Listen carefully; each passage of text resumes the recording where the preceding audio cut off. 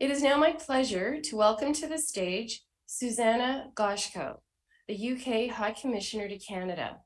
Madame Goshko est une diplomate de carrière qui a été nommée haute-commissaire. Ms. Goshko is a career diplomat who was appointed High Commissioner to Canada in September 2021. The UK and its High Commissions have been real leaders on net zero in recent years, and we are delighted to have her with us today.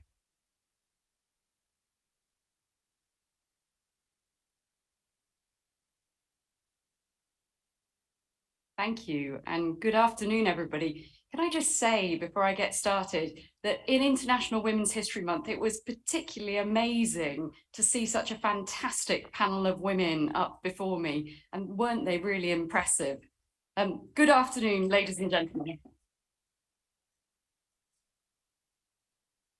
Distinguished guests, it is great to be here for such an important discussion on Canada's progress to net zero. Bonjour, mesdames et messieurs, distingués invités. Distinguished guests, it is wonderful to be here for an important discussion on Canada's progress towards net zero emissions. I'm actually the warm-up act for someone much more interesting, who is due to take the stage in just a few short moments. I'm truly honoured to have been asked to introduce your Prime Minister, and I thought I couldn't miss the opportunity to say a few words about how the UK and Canada are working together on our climate goals. I've been in Canada for a year now, and I am continually struck by the breadth of our shared interests. Our relationship is underpinned by the shared values of freedom, democracy, and sovereignty. These enable us to respond to the major challenges of our time, whether that's a global pandemic, Russia's illegal and unprovoked invasion of Ukraine, or indeed the ongoing climate crisis. Together, we are a force for good. We proved this at COP26, where the UK and Canada relationship was pivotal to securing late-stage ambition and truly historic outcomes. I want to thank Canada, and in particular your Prime Minister, for this support. The UK will aim to return the favour in Montreal later this year, by offering all our possible support as Canada hosts the Biodiversity COP chaired by the Chinese. Events over the last couple of years have changed the context in which we are working and tested our capacity to deal with competing crises. But what has not changed is our commitment to an energy transition and to a net zero future. We have long recognised the energy transition as imperative for our environment and for our economy. This year, we recognised that it is also critical for our global security. My government has been clear that events in Ukraine must underscore rather than undermine the urgency with which we must push ahead. We need net zero now more than ever. Done right, this transition will bring with it massive opportunities for new jobs, investment, innovation, and exports. In the UK, this has already begun.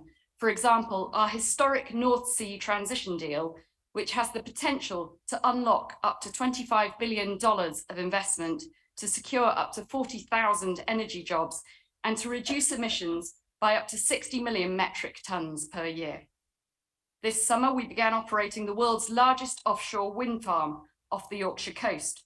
Hornsea 2, together with Hornsea 1, produces 2.5 gigawatts of electricity, which is enough to power 2.5 million UK homes with low-cost, clean and secure renewable energy, all the while creating thousands of jobs and investment in the local economy. We will continue to speed up our deployment of all clean and renewable technologies, including nuclear, hydrogen power, solar, carbon capture and storage, and of course, wind. It's the right thing to do for our climate, for our economy, and for our security. We've already reduced our greenhouse gas emissions by almost 50% since 1990, faster than any other industrialized nation, but we need to go further, faster, and we need to step up international collaboration in order to make real progress limiting global emissions. Last November, COP26 built a strong international consensus on climate change goals and on the urgency of the action needed. All 197 parties came together to agree the Glasgow Climate Pact, working to keep 1.5 degrees alive.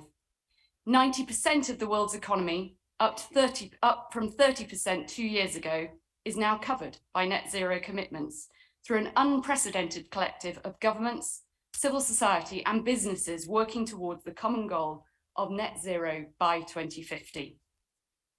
By collaborating, we can make this transition quicker, cheaper and easier for everyone, driving faster innovation, greater economies of scale, stronger incentives to invest and better outcomes for all. Whether this is in hydrogen, steel, agriculture or zero emission vehicles, the opportunities to work together abound. Okay, that's enough from me. I know what you're all here for. So, without further ado, let me move on to introducing our next two guests.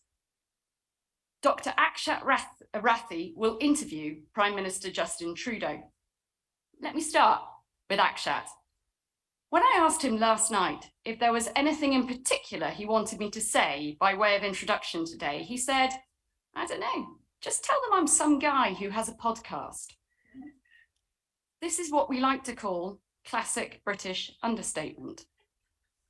Akshat is actually a multi-award winning journalist, one of the best of his generation.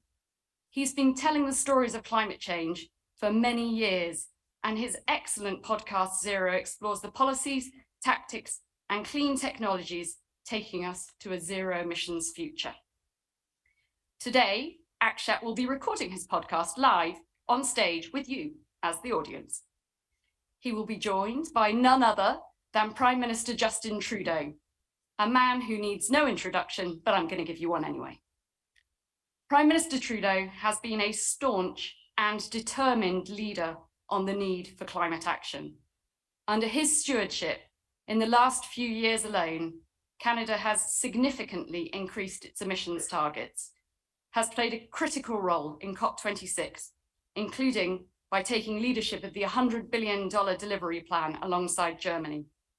Canada has doubled international climate finance to 5.3 billion and has moved its zero emissions vehicle target up from 2040 to 2035.